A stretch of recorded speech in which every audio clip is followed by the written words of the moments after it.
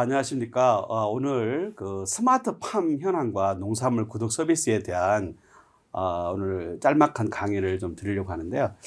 요즘에 이제 스마트팜이 굉장히 많이 보편화되면서 보편화되고 있죠. 근데 이제 아직은 전체 노지 재배에 비해서 아직 스마트팜은 아직까지 좀 많이 부족한 게 사실인데, 그 스마트팜에 대한 우리 국내 현황과 또 해외 쪽의 사례들을 좀 살펴보고, 앞으로 이것들이 우리 쪽에 수시 반복적으로 먹게 되는 농산물의 구독 서비스랑 한번 연결해 보는 게 어떻겠냐라는 그 생각이 들어서 요 강의를 준비를 했습니다.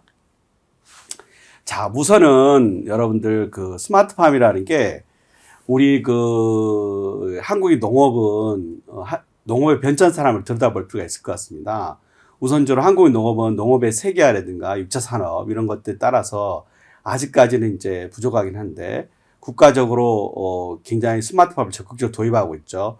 60년대에는 우리가 농업의 침체기 이렇게 해서 자급자족에 대한 시대가 있었는데, 현재는 어쨌든 농업의 세계화라든가 그리고 시장 확대에 따른 시장은 이제 농산물도 개방화가 됐잖아요. 개방화에 따른 여러 가지 산업화에 대한 이슈들이 있고, 그래서 현실적으로 이제 우리 농업이 계속 지속 발전하고 있습니다. 그래서 그리고 농업이라는 거는 이제 그 식량 안보라는 측면에서 굉장히 중요한 겁니다. 뭐 여러분 아시겠지만은 우크라이나하고 러시아하고 전쟁이 일어났을 때 몇 개 국가는 농산물 이 수출을 금지했습니다. 그럴 경우에 막대한 타격이 있기 때문에 사실은 과거에는 농경지 천하지본이라고 그래서 농업이 굉장히 중요한 수단으로 했는데, 전체 GDP에 비해서 우리 농업의 인구라든가 이런 걸 감안했을 때는 아주 지금 한 10% 이하로 떨어지긴 하지만, 그래 농업은 식량 안보라는 측면이 굉장히 중요하게 일어나고 있습니다. 현대 농업은 어떤 식으로 변모를 하고 있냐면요. 현대 농업은 기본적으로 자가 식량의 안전적 확보에 대한 측면도 이런 것들이 있었고, 과거에는요. 그 다음에 이제 농업은 주로 가족 위주의 경영을 했었죠. 그래서 굉장히 많이 생산하는 게 굉장히 중요한 이슈가 됐습니다. 그렇기 때문에 그런 것들이 현대 농업은 어떻게 되냐면, 현대는 어떤 농업을 비즈니스 관점, 즉 농업의 어떤 경영적인 측면으로 일어났기 때문에 이런 부분들이 이제 먹는 것도 소비자의 기호에 맞게끔 대량 생산하는 것보다는 소비자의 기호에 맞는 농산물을 만들어내고, 그리고 그런 부분을 통해서 이루어지고, 또 농업의 식량 안보를 하기 위해서는 뭐가 중요하냐면, 기본적으로 농가의 조습이라고 하는데, 농가가 농업을 통해서 벌어들일 수 있는 그 수입 있잖아요. 이런 부분들이 굉장히 극대화되는 게 필요하다. 이렇게 해서 어떻게 하면 더 높은 가격에 판매할 수 있는지, 혹은 더 좋은 품질에 맞는 농산물을 생산할 수 있는지, 또 어떻게 하면 비료라든가 농약이라든가 또 인건비 부분들을 어떻게 하면 최소화해서 최대의 어떤 양질의 제품을 또 좋은 가격으로 판매를 할 것인가, 하이 브랜드로, 프리미엄으로, 그런 쪽에서 농업이 현재는 농업의 어떤 비즈니스 측면, 비즈니스 매니지먼트 측면에 변모하고 있다고 보시면 되겠습니다. 근데 지금 이런 와중에 왜 우리는 스마트팜을 얘기를 할까요? 왜일까요? 여기에 이제 있습니다. 저희 이제 여기 나와 있는 것처럼 보시면, 농산물 주산지들이 사실은 북상을 하고 있는 겁니다. 기온이 이제 농작물을 할 때 기온하고, 그리고 작물의 재배 가능 여부분들, 그리고 개화의 결질 시기, 이런 것들이 굉장히 중요하거든요, 농업에서는. 근데 앞서 지도에 있는 것처럼 한라봉 있잖아요. 제주도에 있는 한라봉이 지금 전북 김제까지 올라왔습니다.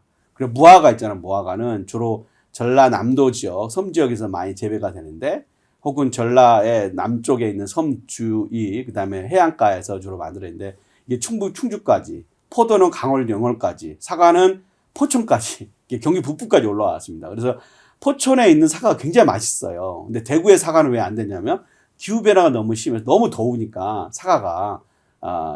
사과의 작물 재배가 좀 어려워지는 거죠. 그리고 채배 수요도 감소하니까, 이 기후변화 때문에 기본적으로 지속 가능한 상품들, 지속한 농산물을 만들기 위해서 무엇이 필요하겠어요? 그게 이제 우리가 스마트팜이라고 얘기를 합니다. 그래서 스마트팜이라는 거는 우리가 52주잖아. 1년 52주인데 제가 이제 네덜란드의 스마트팜을 가봤는데 예를 들면 파프리카, 네덜란드 같은 4개의 종목을 하고 있거든요. 4개의 종목을 주로 하는데 파프리카, 그다음에 감자, 그리고 토마토, 그리고 오이 요 4가지 종류를 하고 있거든요. 근데 4가지 종류를 엄청나게 많은 양을 심어서 그들 수출까지 하게 됩니다. 그래서 이게 52주인데 이제 48주에서 47주 정도.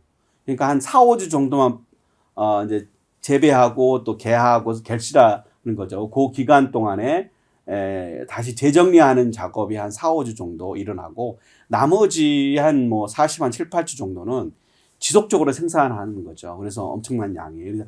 굉장히 고품질의 상품들을 유기농으로 만들어냅니다. 그래서 이런 스마트팜을 기후변화에 굉장히 그 노지 재배에 비해서 기후변화에 그걸 극복할 수 있는 측면이기 때문에 스마트팜들이 굉장히 중요한 여지로 지금 가고 있는 것입니다.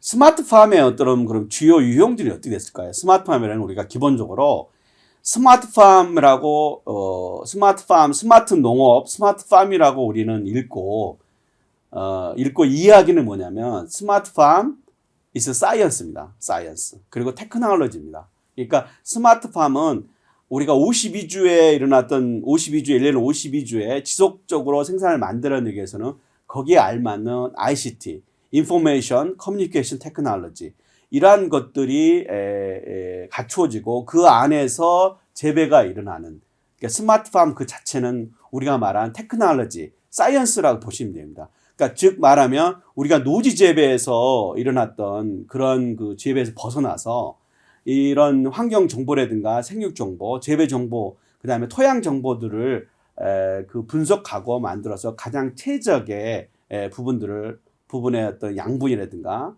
그리고 거기에 이제 액비라고 그러거든요. 그러니까 일단 토지로 하는 게 아니라 액비 재배, 수경 재배를 합니다. 수경 재배를 통해서 그 안에 적절한 이산화탄소, 그리고 적절한 어떤 영양분, 그리고 각각의 센서를 통해서 각 그룹마다의 데이터를 캡처해서 거기에 알맞는 정보를 그 액비라든가 비료를 줘서 성장할 수 있게 만들어주는 그래서 스마트 온실, 스마트 과수원, 식물 공장처럼 우리가 공산품처럼 지속 가능하게 농산물을 만들어내는 그런 부분은 되겠습니다. 그래서 그리고 그것들을 제품들이 이제 쭉 있잖아요. 그러면 그 제품들을 생산하고 그다음에 수확을 해야 되는데 일정량으로 있기 때문에 거기에 이제 로보틱스라든가 그리고 이미지 분석을 영상 이미지 분석을 드론을 띄워가지고 어느 작물이 이제 굉장히 큰 넓은 지역에는 이제 드론을 띄워서 생물의 작용, 생물의 그 입이라든가 그리고 생육 발달을 찍어가지고 이미지 센서로 AI가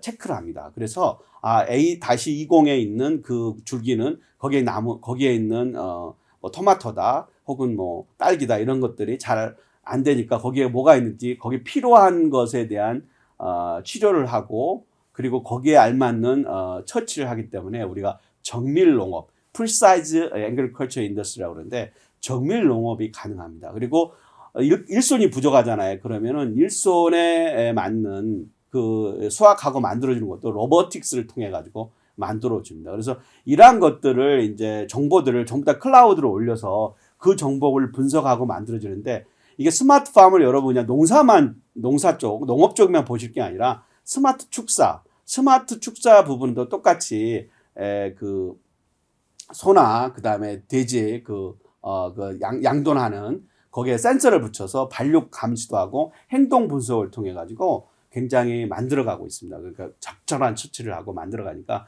이러한 것들이 우리가 스마트팜은 축사까지 포함한 스마트 농축산으로 보시면 되겠습니다. 스마트팜은 기본적으로 앞서도 얘기했지만은 그 농산물의 변동이 심하거든요. 가격 변동이 있으니까 그 가격 변동을 줄일 수 있는 그러한 부분은 굉장히 유리합니다. 스마트팜에. 그래서 스마트팜은 이제 빅데이터, 농가 수익을 최적화하고 그리고 거기에 맞는 인공지능도 개발하고 분석을 해가지고 거기에 맞는 그 알맞은 적정한 처치 그리고 낭비 없는 어떤 자원 투입 이런 걸 통해 가지고 농산물을 만들어내니까 기본적으로 농산물 가격 변동성을 줄일 수 있습니다. 근데 우리나라 같은 경우는 이제 1년에 사계절 있잖아요. 그래서 농산물 그 스마트팜으로 했을 때는 가장 크게 들어가는 게 유틸리티 코스트입니다. 전기료 이런 게 굉장히 많이 들어갑니다. 그래서 겨울에는 난방을 해야 되고 겨울에는 난방을 해야 되고 여름에는 우리가 이제 쿨링을 해야 되잖아요. 에어컨을 틀어낸다가 이렇게 해야 되니까 거기에 맞는 전기료 유틸리티 코스트가 굉장히 많이 들어가거든요. 그래서 이러한 부분들을 줄일 수 있는 게 굉장히 중요하고 그리고 이제 그렇기 때문에 또 노지 재배에 있는 작물이 나오잖아요. 나오게 되면은 가격 경쟁력에서 좀 이제 떨어지고 이런 부분이 있기 때문에 사실 그러니까 런타임이 이제 우리가 공장 용어긴 한데 공장용이 365일 중에 런타임이 사실 스마트팜 같은 경우는 한 6개월에서 7개월 정도 이 정도 우리나라 현실적으로 있는데 어쨌든 이런 작물들에 대한 유틸리티 코스트, 인풋 코스트를 좀 줄여서 가지고 갈 수 있는 것도 하나의 챌린지가 되겠습니다.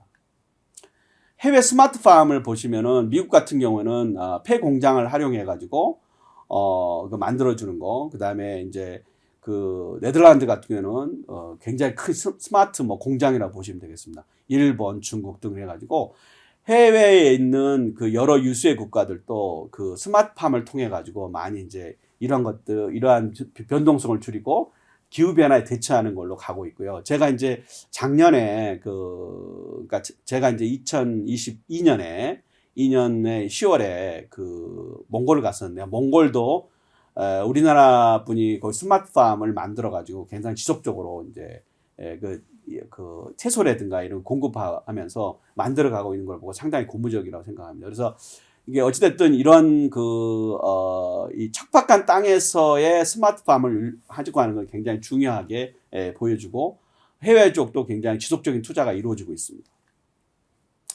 자, 그렇다면 제가 이제 여기 스마트팜에 대해서 우리가 이러한 스마트팜을 가지고 어떻게 하면 구독 서비스로 사업을 연결할 수 있지 않을까라는 생각이 듭니다. 그러니까 우리가 이제 그 식물 공장이나 스마트팜을 통해 가지고 나오는 작물들이 있는데 이 작물들이 사실은 예를 들면 양상추라든가 그리고 뭐 상추라든가 이런 것들은 그 생육이 굉장히 짧거든요. 그래 지속 생장하고 만들어 가니까 이러한 부분들을 우리가 매일 야채를 먹고 그 야채를 먹기 때문에 이게 생활용으로 우리가 돌아가는 부분으로 순환용으로 비즈니스 가기 때문에 그러한 것들을 우리가 이 구독 서비스와 연결할 수 있는 사업이 스마트팜하고 연결해 가지고 만들어 갈 수 있는 게 중요하다고 생각이 들고요. 또 이걸 통해 가지고 우리가 이제 물리적인 측면도 이제 하나 라스트 마일이라고 딜리버리 연결을 해서 소비자가 직접 운영할 수 있는 부분을 D2C 개념으로 가져간다면 굉장히 좋을 거라고 생각이 듭니다. 그러나 여전히 이제 스마트팜이라는 게 우리가 챌린지는 좀 많이 있습니다. 즉 우리가 이제 노지 재배하는 거하고 노지 재배 들어가는 거 그리고 스마트팜으로 만들어가 있는 그 코스트가 거의 10배, 한 20배 가까이 차이가 나니까 이 막대하게 들어가는 스마트팜에 들어가는 어떤 컨스트럭션 코스트, 그러니까 건설 비용이라든가 그다음 기기 장비 이런 부분들이 거기에 알맞는 고소득 작물들을 심어서 그거에 대한 에버리지 세일즈 프라이스, 즉 우리가 일단 판매하는 판매 가격에 대한 프리미엄으로 만들어가는 것들이 좀 많이 필요하다는 생각이 들고요. 이걸 통해 가지고 우리가 스마트팜이 앞으로 좀 더 우리 삶 속에 그리고 지속 가능한 농업을 만들어 갈 수 있는 것들, 그리고 농업을 하고 있는 농업하는 파머들은 기본적으로 지금 이제 노령화되고 있거든요. 노령화되고 있고 국내에서도 농사를 잘 짓지 않으려고 하는데 청년농도 스마트팜을 통해서 만들어가고 그리고 IT하고 결합된 이런 스타트업들이 농업이라는 거를 하나의 사업으로 아까 앞서 말씀드린 것처럼 현대 경영의 비즈니스 매니지먼트로 봐서 그걸 통해 가지고 굉장히 사업을 지속 성장할 수 있는 부분으로 만들어 간다면 이러한 부분들이 우리의 농산물 구독 서비스로 연결해서 지속적으로 성장할 수 있는 부분이 만들어 갈 것 같다는 생각이 듭니다. 그래서 이걸 통해 가지고 오늘 이제 제가 스마트팜의 어떤 생태계를 좀 말씀을 드렸는데 이런 것들이 우리의 식량 안보에 대한 지속적인 성장을 만들어가고 이걸 통해 가지고 농업이 하나의 사이언스로 만들어갈 수 있는 중요한 자리매김이 되리라고 생각합니다. 오늘 시청해 주셔서 감사합니다.